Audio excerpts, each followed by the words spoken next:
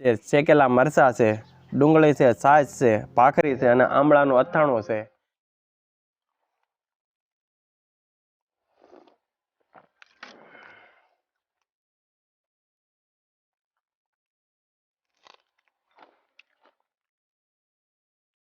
Hello દર્શક મિત્રો, તો આજે બનાવીએ આપણે જે દેશી ટમેટા કહેવાય ને એની ચટણી આપણે બનાવીશું. અને ખૂબ સારી રીતે તમે જોઈ શકો છો પાછળના બેકગ્રાઉન્ડમાં સૌંદર્યનું પ્રતીક, કુદરતીએ બનાવેલું સૌંદર્ય તેનું પ્રતીક પાછળ જોઈ શકો છો. તો આવો સૌ પ્રકૃતિના નજારામાં આનંદ કરીએ અને દેશી ટમેટા વાડીમાંથી ઉતારી લઈએ. અને અત્યારે હાલી રહ્યું છે અમારું સંપૂર્ણ રીતે પાણી વાળવાનું કામ.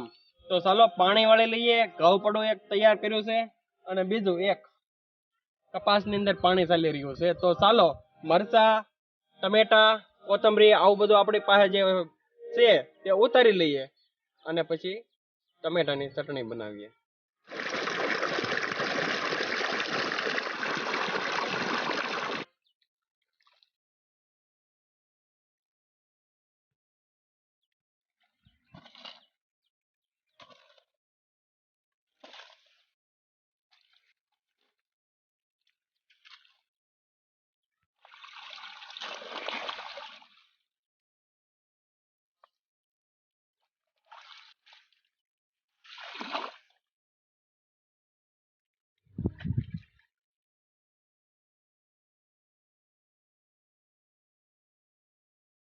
પ્રથમ પહેલા જે દેશી ટમેટા કહેવાય ને એને ચટણી બનાવવા માટે આપણે દેશી ટમેટા અને મરચા ઉતારી લઈએ આપણે ચટણી બનાવવા માટે.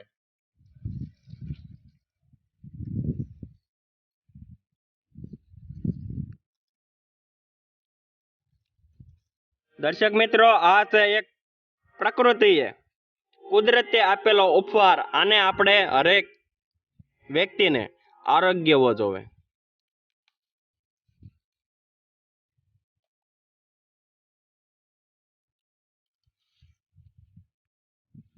દેશી મરચા હો એકદમ ભાઈ, કાંઈ ઘટે નહીં. ટમેટાની ચટણીની અંદર આપણે તુવેર દાળ કહેવાય ને એના લીલા દાણ આપણે અંદર નાખતો. ચાલો એને પણ આપણે ઉતારી લઈએ.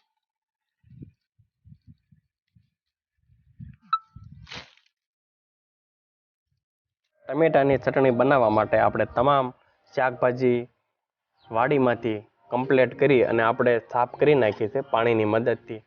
તો આપણે દર્શક મિત્રો, આપણે જે કહેવાય ને માટીનું વાસણ પાટિયો કહેવામાં આવે છે, પાટિયાની અંદર આપણે ટમેટાની સુપર એક સ્વાદિષ્ટ ચટણી બનતી હોય છે. તો આપણે પાટિયાની માટીના વાસણની અંદર આપણે ચટણી બનાવીશું. ચાલો તો હવે ટમેટા એવું કટિંગ કરી લઈએ સારું એવું.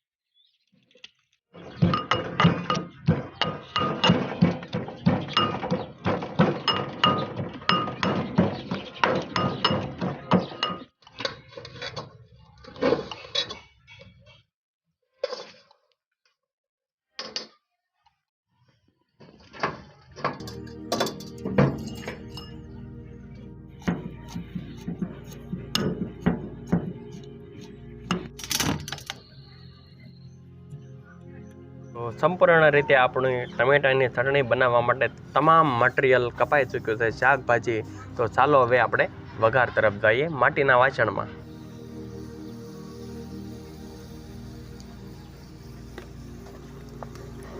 ચાલો ટમેટાની ચટણીની શરૂઆત કરી દેવી બનાવવાની. તો ચાલો પ્રથમ પહેલાં આપણે જરૂરિયાત મુજબ તેલનો ઉપયોગ કરીશું. ઉમેરી દઈએ.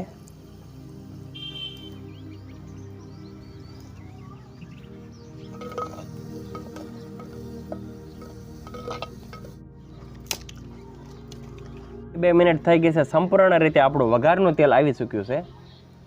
રાઈ, આખું જીરું, કઢી પત્તા, ટામેટા,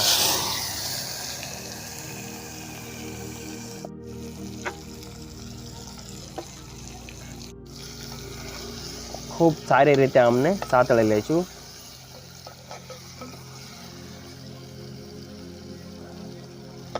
મિત્રો, હું તમને જણાવી દઉં, ટમેટાની ચટણી જે અલગ અલગ પદ્ધતિથી બનતી હોય, કોઈ લોકો બાફી કહેતા કે બોઇલ કરીને પણ બનાવતા હોય, પણ આપણે બોઇલ કરવાથી એમનો ગુણધર્મ હંમેશા માટે ખતમ થઈ જતો હોય છે કોઈ બી વસ્તુનો. એટલે આપણે જે સંપૂર્ણ રીતે તેલનો વઘાર લઈ અને તેલમાં તે આપણે એને શેડવી પાકાવી અને આપણે બનાવીએ છીએ. તો અલગ અલગ મેથડ હોતી હોય છે જે ટમેટાની ચટણીની. તો આ મેં મેથડ અપનાવેલી છે, તે ખાસ નોંધ લેજો. 3 મિનિટ આપણે ટામેટાને પાકવા દીધા છે. હવે આપણે જે કહેવાય ને કે મરચું અને લસણનો પેસ્ટ આપણે એમાં ઉમેરી દઈશું. સારી રીતે મિક્સિંગ કરી લઈશું આપણે.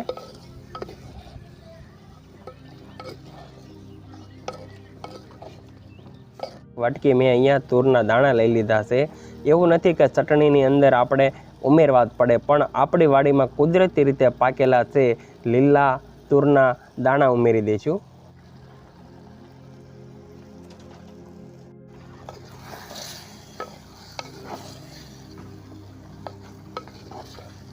થોડો આદુનો પેસ્ટ પણ આપણે ઉમેરી દઈશું. સારી રીતે સાતળી લઈશું.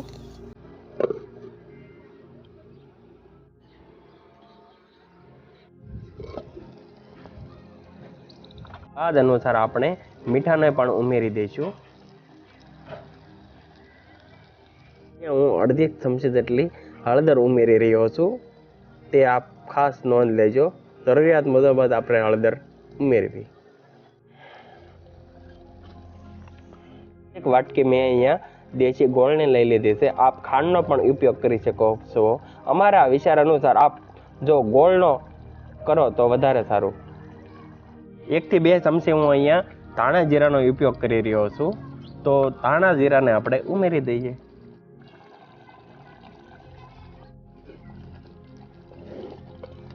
આપણું તેલ જોઈ શકો છો ટમેટાની ચટણીમાંથી એકદમ છૂટું પડવા માંડ્યું છે. તો હવે લાગે છે કે આપણી ટમેટાની ચટણી એકદમ પાકી ચૂકી છે. તો ચાલો આપણે ઉપરથી કાશ્મીરી મરચું, જે સૂકું મરચું કહેવાય ને, કલર માટે ઉમેરી દઈએ.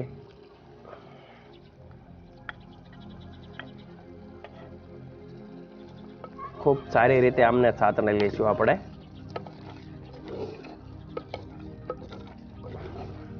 આપણી ચટણી જે ટમેટાની છે તે સારી રીતે પાકી ચૂકી છે. ઉપર એકદમ તેલ પણ છૂટું પડી ગયું છે અને કાશ્મીરી મરચું પણ ઉપરથી એકદમ સારો કલર દેખાવા માંડ્યો છે. તો ચાલો એને આપણે હવે જે કહેવાય ને કોથમરી ધાણા જીરું ઉપરથી નાખી દઈએ.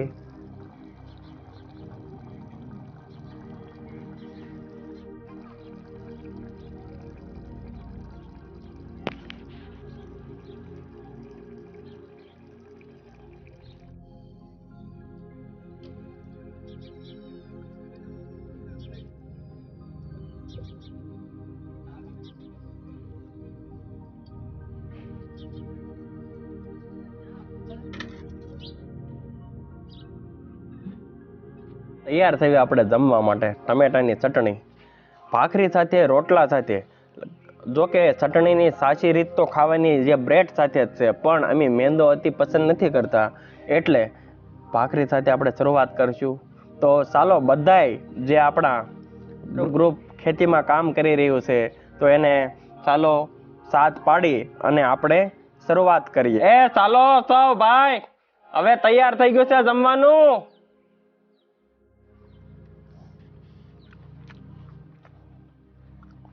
લાઈક કરજો, શેર કરજો અને સબસ્ક્રાઈબર કરજો.